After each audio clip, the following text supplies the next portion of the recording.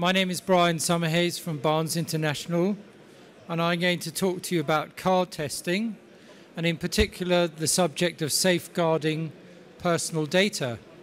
In the last talk that we were just looking at from the gentleman from Capola, at the end of that slide, the last slide he had up on the board, he talked about testing the EMV cards, and testing the personalization of EMV cards is extremely important. But it's also very important when you're doing that to safeguard the data of your cardholders. So first of all, I'll talk a little bit about Barnes. Then I'll talk about PCI DSS requirements and how they relate to personalization validation testing, and show you some practical examples in test tools, and then talk about the threat. So very quickly, Barnes is a company now about 21 years old. We originally developed a magnetic stripe test device for HSBC Bank to protect their brand image in terms of the magnetic stripe cards, which were then the latest thing. And since then, we've expanded to testing chip cards. So we're now a global chip and magnetic stripe tool provider. We're a specialist company based in the UK, but with people based around the world to provide support and sales and installations in more than 70 countries. And our mission is to make the complex process of testing as easy as possible, and of course to safeguard the data of your customers' cards, their data that you're producing. And this is a map of our locations around the world. As you can see, a lot in Europe, in the US, in the Middle East, Africa, and all over Asia. In fact, everywhere in the world apart from Greenland. So what are the data security requirements? Well, of course, first of all come the payment scheme requirements. Visa, MasterCard, JCB, SPAN, all the payment schemes have requirements to make sure that you're safeguarding your data. They do security audits, and they're looking at your data systems as well as your physical security. PCI DSS, rather than looking at, say, Visa or MasterCard, I'm taking the example of PCI DSS because it's all-encompassing and it's a good example and that which we can relate to. So what are the PCI DSS requirements? The latest ones are from October 2010. And in terms of a high-level overview, they're looking about how do you maintain a secure network, how do you protect cardholder data, which is what we're going to look at today, maintaining a vulnerability plan, implementing strong access control into the network, regularly monitoring the network and making sure that it can't be broken into, and maintaining an information security policy. All these things I'm sure you're very familiar with in your own companies, even if you're not producing cards. So in terms of PCI DSS applicability to cards, as you can see from here, it's completely forbidden to store the full magnetic stripe data of a card.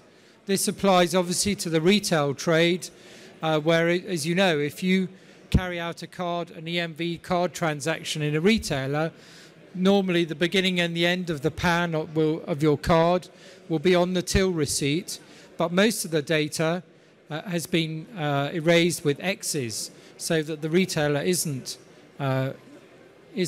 holding on to your cardholder data. But if you do transactions over the telephone or over the internet, at some point you've put your personal data into the system, and you have faith that in the system they will use that data to extract the money from you, and then they will destroy it. They'll use it once, and they shouldn't keep it again without your permission. But in terms of keeping individual things of data, you're allowed to do that. So you need to keep cardholder data storage to an absolute minimum. Don't store authentication data, and where possible, where it's displayed, mask the PAN and render the PAN unreadable wherever it's stored in your system. You need to keep the cardholder data storage to an absolute minimum by implementing cardholder data retention policies, which decide after how long will the card data be automatically deleted.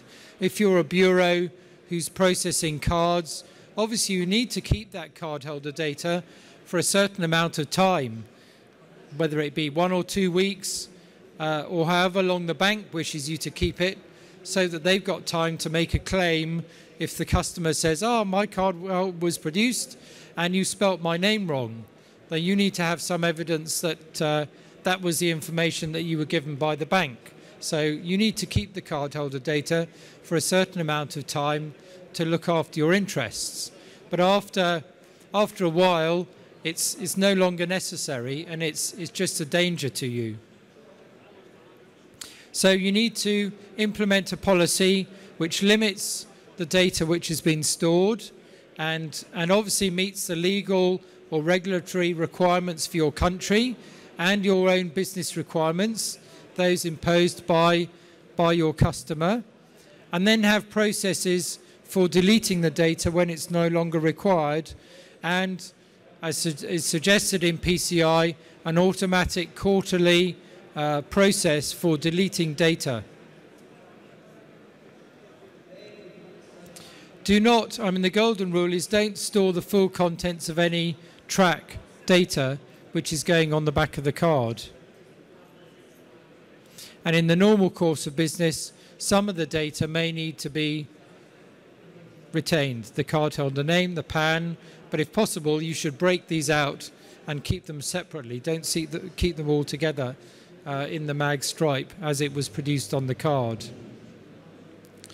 You also need to have a way of saving this information, and this is an example from one of our tools of saving the data. So you can have automatic saving of failures or all cards, and again, this is a decision you need to make for yourselves. Do you want to save all the cards you test, or do you just want to save the cards that you failed? And how long do you want to keep that data for? Do you want to keep it for 30 days, 90 days, 120 days? Save cards.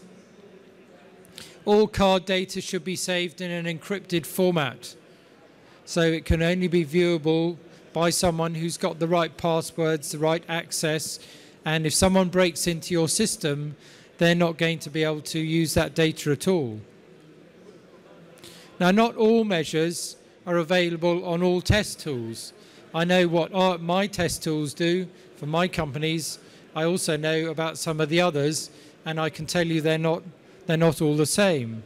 But you need to have things like user login, management, setting of password rules, masking policies, and encryption of the card data. And these measures can be on or off. In the bureau, you definitely need them turned on. In development in the office, when you're working with test cards, you want to be able to see all the data. You don't want the PAN to be able to be masked, but you're working with test cards, so that's okay, that's allowed.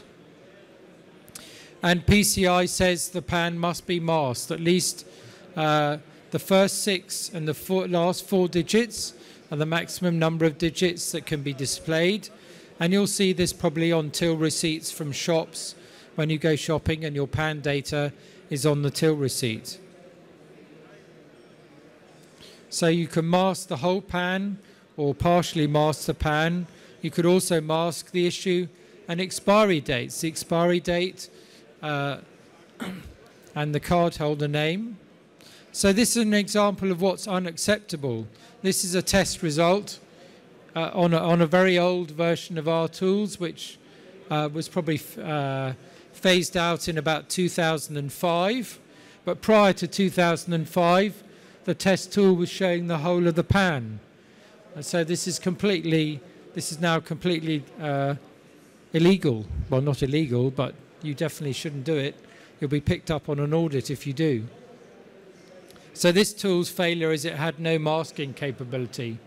We then developed the tools a bit further, and we had masking here on the front screen, but not in the screens below.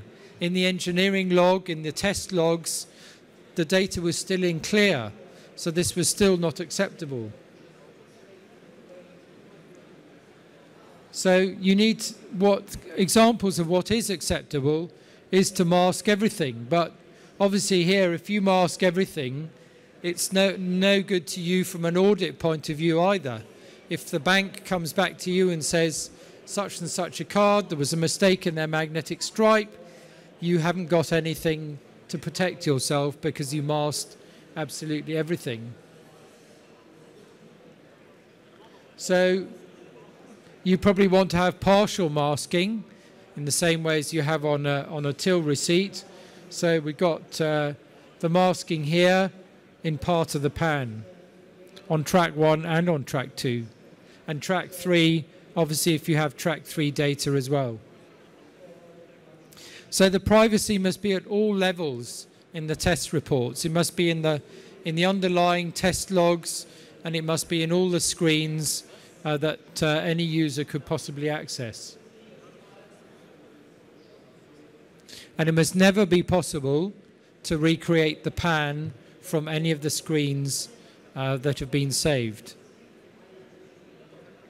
So here's what's acceptable. You know, what's done now is here's one of my cards. Okay, it's expired, but the pan is masked not only on the front screen, but also here in the hex data, which was received from the card. That was the data sent to the card. This is the data received from the card. The masking's right there, and it's in all the interpretations of that. So it's right through all the reports. Also, if you're doing batch testing, obviously you're running many cards are being tested, and if all you have of the card data is just this, there will be many cards which are duplicates, and therefore they'll be lost. It won't be clear which one was tested. So you have to have a hash or some similar methodology to make every card still unique, but you have protected the cardholder data in the pan. You need to use strong cryptography and security protocols to protect any sensitive cardholder data if you're transferring it over public networks. So obviously when the bank sends the data to you, and if you have a number of different sites and you're sharing data between the sites, or you have a main office and you're sending it to the bureau, any transmission over the public network is subject to being intercepted, and therefore it's very important to protect that data. Never send unencrypted PAN over any system over the internet, email, instant messaging, chat, text messages. You know, this is all very risky and you shouldn't do it. So if you're going to export card test results, you need to encrypt the file and give it a password, and you want the encryption. If you look at encryption, this is triple DES, a card data encrypted in triple DES, and you can see it's all a mixture of Japanese, Chinese, and all sorts of other languages that are unintelligible to my computer anyway. So this completely protects the cardholder data, and you couldn't use this file to recreate anything. PCI also says that you must implement strong access control measures. So even when you've protected the cardholder data, you mustn't let access to that data to be by anybody. You need to restrict it to those who need to use the data. So limit the access to the system components and cardholder data only to those individuals who need to use it. You can have control through user IDs or log-on cards, and you can assign privileges according to the need of the person. The operator in a bureau only needs to see if the card passed or failed, whereas the engineer needs to see the information which lies behind.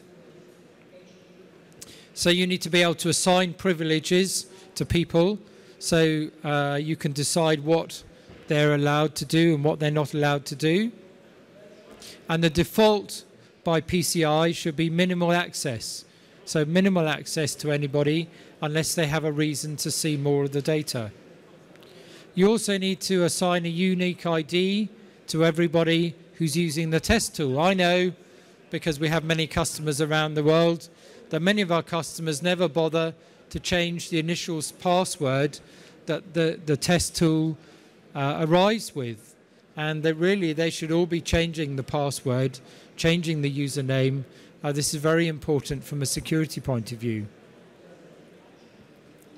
In terms of user control, you need user control features to create new users, to create their passwords, and to assign their access privileges. And a login is required. In terms of user control, so you need a management system to manage users and decide what parts of the system they have access to. And log on with a password or log on with a card. You also need to ensure proper identification or authentication management for all users and administrators. So you can also set the login settings for card login, rules for what happens when a user's locked out. If they say they use the wrong password 3 times, what happens? Are they deleted as a user forever? Or can they try again in 5 minutes? The right decision is somewhere in between. Setting password rules. PCI has some extremely complex and complete requirements for setting password rules. If you have a piece of test equipment in the offices where you're working with test cards, it may not be necessary to have complete PCI requirements implemented, but in the bureau it would be a good idea, and certainly it's good for you to be able to have the choice and to be able to set that up for yourselves. Also, automatic timeout. What happens when the person's finished testing the card in the bureau? You don't want that card data to stay there for the next person to be able to come along and see the other cardholder data, and perhaps to be able to write it down and take it home on a piece of paper in their pocket. No, you want this to disappear as quickly as possible. So you need to be able to set this. In here, this example, the screen will clear after 2 minutes. The user will be logged off after 15 minutes, and you can also have it shutting down after log off. So if the last person forgets, the system's not left on for when the cleaners come round and they can see all the personal data on the screen. You need to track and monitor all access to the system, because people who've used it have got access to cardholder data. So establish a process for linking all access to system components for each individual user, and have an audit trail so that you know who looked at what cardholder data. So for instance, you can have daily test reports showing what cards were tested. And again, in terms of protecting the cardholder data, you've got the PAN encrypted in these reports as well. And for audit purposes, you could go back and look at any date when you were testing the cards and recall the data and see what happened. But the biggest golden rule is that if you're not storing the information, it can't be stolen. And that's the thing to think about. Don't store the data unless you need it, and as soon as possible, delete it. Thank you very much.